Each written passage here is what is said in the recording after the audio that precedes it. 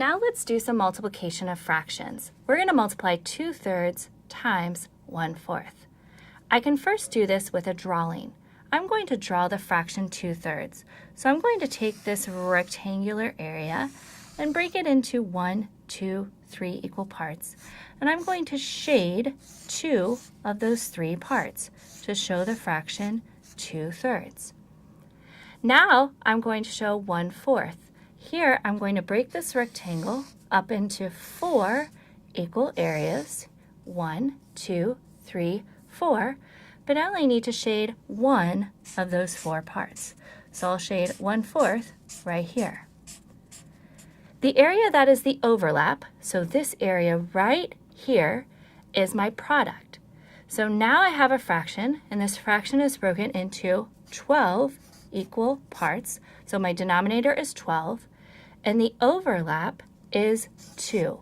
So when I have 2/3 multiplied by 1/4, the answer, or product, is 2/12.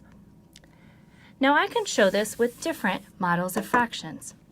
So for example, here is a fraction square, and I can do the same thing that I just did with drawing, but now with manipulatives.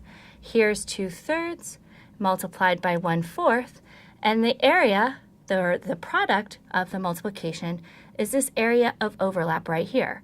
But sometimes with these fraction squares, it's kind of difficult to figure out what that area is. We can also use the fraction tiles to solve this problem. 2/3 times 1/4, or I can interpret that as 2/3 of 1/4. If I want to find 2/3 of 1/4, I'm going to show 1/4, and I'm going to find 2/3 of this 1/4 piece. I can do that in 2 ways. First, I can take this 1/4 piece and break it into 3 equal parts, and the fraction of the multiplication, 2/3, asks me to find 2 of those 3 parts. Now, if I broke this 1/4 piece into 3 equal parts here, that means I'm going to have 3, 6, 9, 12 equal parts, so a denominator of 12, and 2/3 of these parts would be 2 of the 12 parts, or 2/12.